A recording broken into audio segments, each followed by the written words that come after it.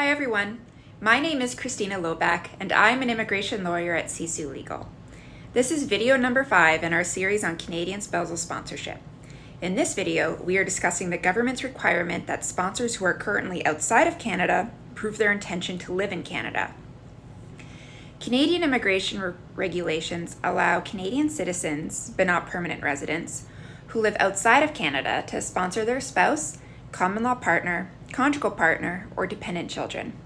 However, in order for the sponsorship application to be approved, the IRCC must be satisfied that the sponsor will reside in Canada once the sponsored family members receive permanent residency.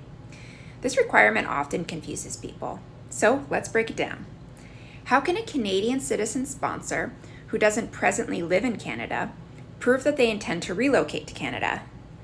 Most of the time, we find that the Canadian citizen sponsor has lived outside of Canada for several years at this point and doesn't plan to move back to Canada until their spouse or partner can come with them, which is perfectly reasonable. Sponsorship processing times, averaged across all countries, is about 12 months. The average person is not going to take steps to rent an apartment 12 months before they move or get a new job that far in advance. So what can you do?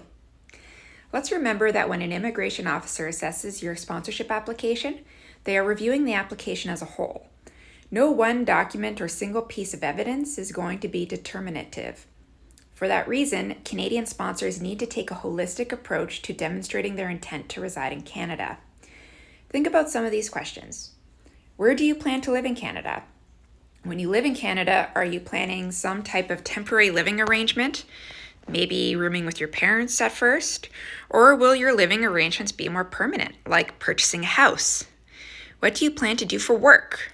Do you already have a job offer in hand, or have you started the process of looking for a new job?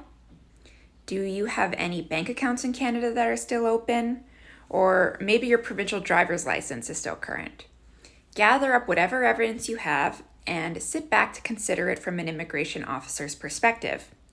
Is the evidence you are offering demonstrating that concrete steps have been taken to re-establish yourself in Canada? And importantly, do those steps actually make sense for your family situation? For example, if you're a mature middle to high income couple and your only piece of evidence is Facebook Marketplace searches for renting a room in shared student housing, does that actually make sense? Try to think of the big picture and gather several pieces of evidence.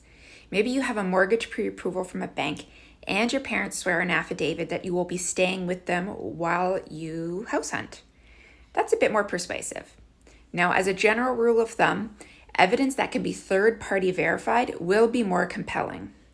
You can definitely provide evidence of the sponsored person's intent to live in Canada, but remember that the standard of proof rests on the sponsor. For that reason, it's best to focus your energy on proving the sponsor's intent to reside in Canada. I hope this video was helpful. For more information on spousal sponsorship applications, visit our website at www.csulegal.com.